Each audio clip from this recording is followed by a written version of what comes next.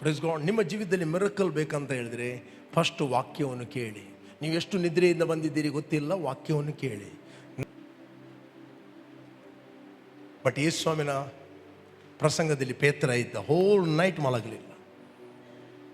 But ಅವನಿಗೆ ವಾಕ್ಯ ಕೇಳುವಾಗ ಕಣ್ಣು ಕೂರುತ್ತಿರಲಿಲ್ಲ. ಕಣ್ಣು ಕೂರಿದರೆ ಅವನ ಹತ್ರ ನಂಬಿಕೆ ಇರ್ತಿರ್ಲಿಲ್ಲ. ನಂಬಿಕೆ ಇಲ್ಲ ಅಂತ ಹೇಳಿದರೆ ಯೇಸುವಿನ ಮಾತವನನ್ನು ಕೇಳ್ತಿರ್ಲಿಲ್ಲ.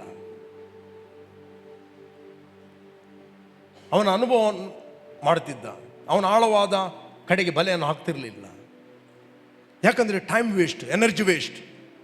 ಮೊದಲೇ ನಾನು ಪ್ರಯಾಸ ಪಟ್ಟಿದ್ದೇನೆ, ಮೊದಲೇ ನಾನು ಟಯರ್ಡ್ ಆಗಿದ್ದೇನೆ.